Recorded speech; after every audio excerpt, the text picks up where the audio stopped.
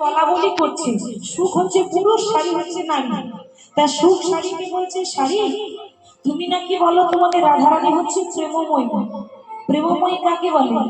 যে ভুল করলেও তাকে ক্ষমা করে দেয়, প্রেম দান করে, তাকে বলে প্রেমময়ী।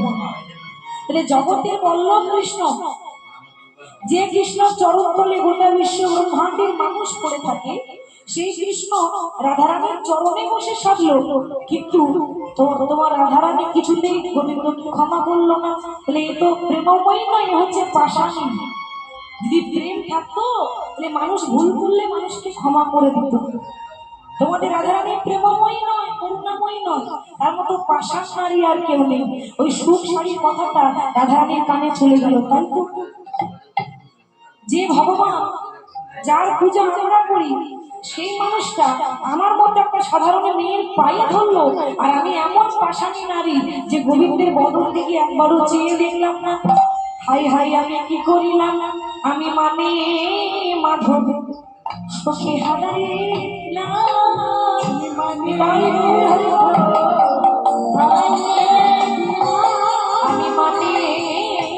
মাধব হারাইয়ে দিলাম,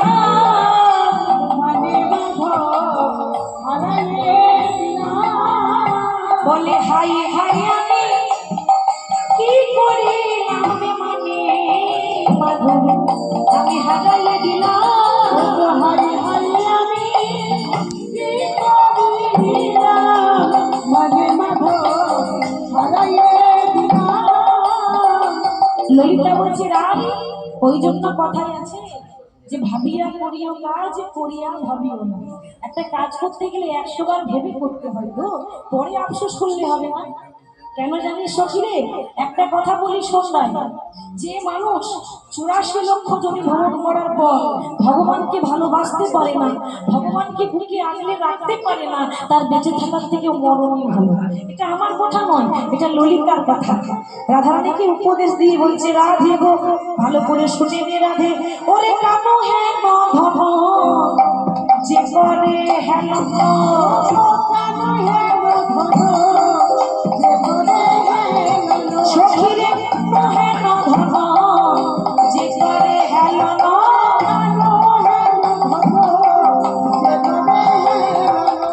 বলি নারী কি আর নারী কি জীবনে আসে রে,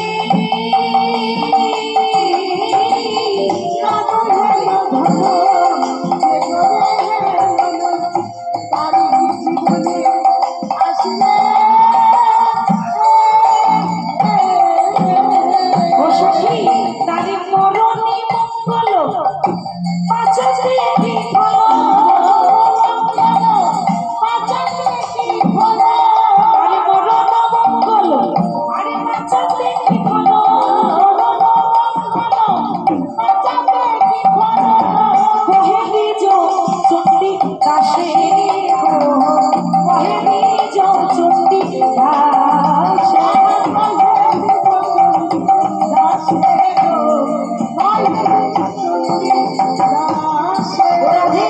কৃষ্ণ তোর ভালোবাসতে পারবি না, প্রীতি মানে আমরা প্রেম ভালোবাসাকে বলি প্রীতি। তাহলে দেখ রায় কথাটা কিন্তু সচিরা রাধারানীকে বলছে, প্রীতি করে মানে ভালোবেসে কাউকে যদি ধরে রাখতে না পারিস তাহলে সেই প্রীতি না করাই ভালো। প্রীতি করে যদি কাউকে ধরে রাখতে না পারিস তাহলে সে প্রীতি করে লাভ আছে? তাহলে দুদিনের প্রীতি করে লাভ নেই। প্রীতি করতে গেলে ভালো করে ধরতে পারিস তাহলে প্রীতি করিস, না হলে প্রীতি করে লাভ নেই। সখী হরি হরি বল। একটা কথা ভালো করে মনে রাখ, এই যে গোবিন্দকে তুই ভালোবেসেছিলিস, এতদিন তোকে বলতাম রাই কমলিনী, কমল মানে ফুল, পদ্ম ফুল, তোকে বলতাম রাই কমলিনী মানে পদ্ম ফুল। তাহলে বাবা ফুলের যদি দাম থাকতো তাহলে ভ্রমর উড়ে যেত, যেত, ভ্রমর উড়ে চলে গেল, তার মানে ফুলের আর দাম নেই। আর বলবো না রে, আর বলবো না রে, আর বলবো না রে, আর বলবো না রাই কমলিনী, বলবো না রাই কমলিনী, বলবো না রে, বলে কমলে হলে যদি ভ্রমরে আসে, আরে কমলিনী বলবো না রে, কমলে হলে ভ্রমর আসে,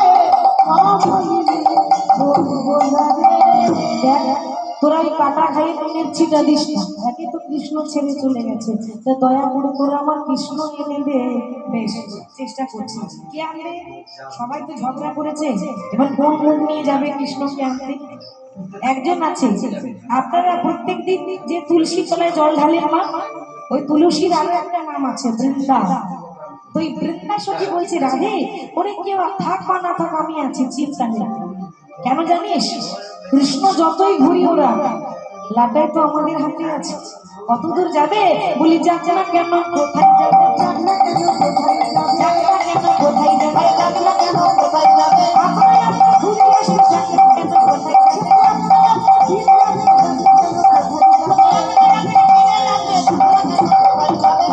ওরে কত দূর যাবে? যাক, আপনা আপনি। যদি তোর পায়ে ধরতে না হয় তো আমারও নাম বৃন্দাবন।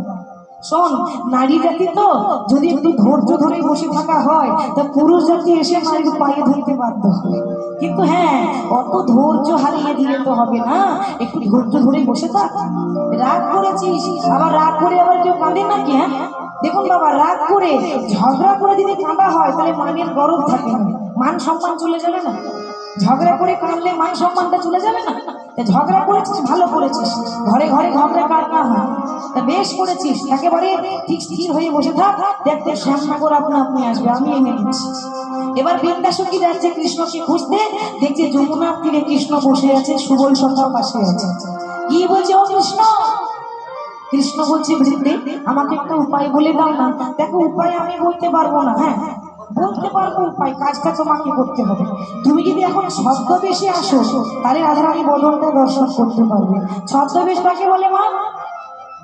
যারা বহুরূপী সাজে, বহুরূপী ছদ্মবেশী, মানে বিভিন্ন রকম সাজ করে, যেমন সাজ করবেন সেরকমই হবে, ঠিক তো? তাহলে ছদ্মবেশে যদি আসতে পারো তবে রাধারানীর সঙ্গে তোমার মিলন হবে। তুমি পারলে আসো, আমরা অপেক্ষা করছি।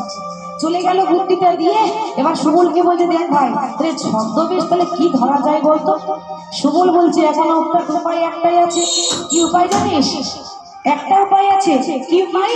সখা বাজি করে দেশে যদি ধরতে পারো, সে বাজি করে দেশে যদি ধরতে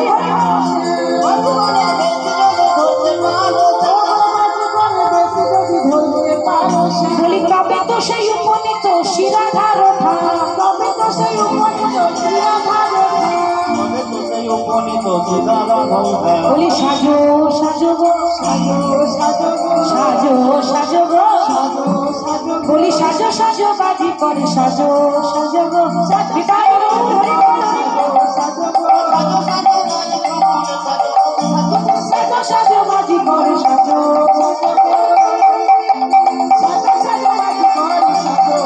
বলি তবে তো সেই উপনীত শিরাধার ওঠা, তবে তো সেই উপনীত শিরাধার ওঠা। এবার সুবল বলছে, এই কানাই, এই তুই যদি বাজি করে সাজতে পারিস না, ঠিক রাধারানীর দর্শন হবে। এবার বাজি করে সাজ কি আনবে? বাজি করে মানে বাঘছাল পড়তে হবে। বাঘছাল, যে বাঘছাল আছে কোথায়? শিবের কাছে। শিব ছাড়া কেউ বাঘছাল পরে? তাহলে শিবের কাছে, তো শিবের কাছে বাঘছাল আনতে গেলে মাঝখানে মা দুর্গাকে ডাকতে হবে, মানে মা দুর্গাই পারবে স্বামীর কাছে বাঘছাল চেয়ে নিতে। যেই না মাকে স্মরণ করেছে, মা কোথায় ছিল? হরসমে কৈলাসে মা বসেছিল, হরসমে কৈলাসে মা, উলুধ্বনি হরি বল, হরসমে কৈলাসে মা বসেছিল, হরসমে কৈলাসে মা বসেছিল, কৈলাসে ভাবেতে মায়ের আসন তলিল,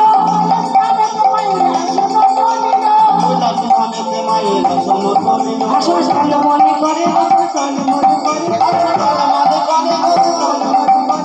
কৈলাস ভাবেতে আসন চল করে,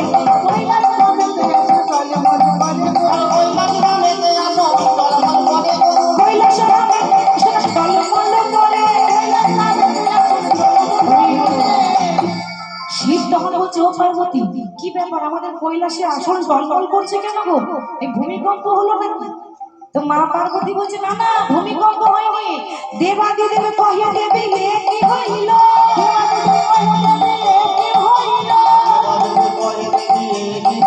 আরে বিপদ পড়ল মধুসূদন, বিপদে পড়িল, উলুধ্বনি সবাই পড়িল, মধুসূদন বিপদে পড়িল, মধুসূদন বিপদে পড়িল, বিপদে পড়েছে, বিপদে পড়েছে, বিপদে পড়েছে, বিপদে পড়েছে, আমায় দেখে দেখেছে বিপদে দেখেছে বিপদে মধুসূদন বিপদে পড়িল।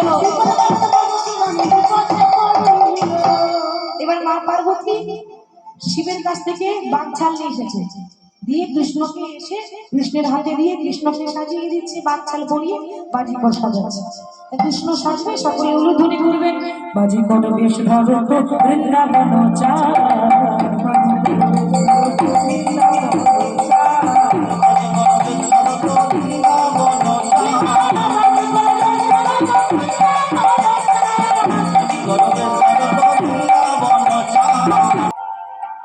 এবার যাবো কোথায়?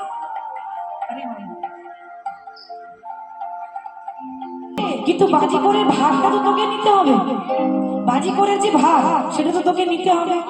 হ্যাঁ তুই কেন পারবি না?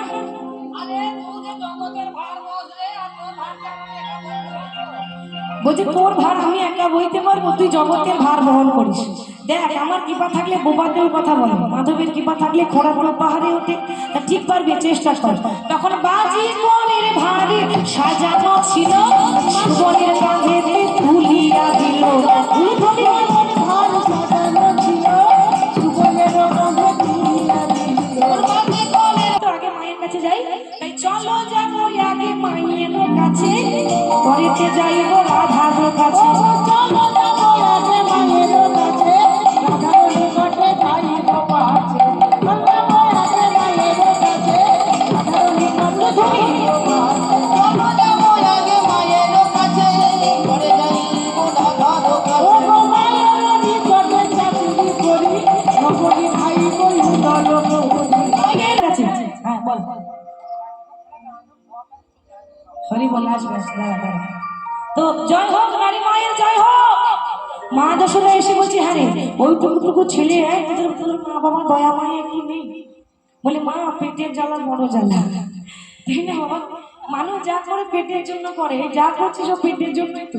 পেটের জ্বালা বড়, পেটের জন্য কোথায় রাত 3টের সময় এখানে এসেছি, সে পেটের দায়ে তো ঘুরে বেড়াচ্ছি, আমরাও সে পেটের জ্বালায় ঘুরে বেড়াচ্ছি মা। তো আমরা বাজি করের ছেলে মা, আমরা মাঝে মাঝে বাজি দেখাই। হ্যাঁ রে তোরা কি বাজি জানিস? হ্যাঁ তা বল দেখি কি বাজি জানিস, বল। এই উল্টো বাজি, দিক বাজি, সোজা বাজি, ফাঁকি বাজি, ধাপ্পা বাজি, মিথ্যা বাজি, চুপচুপ বাজি।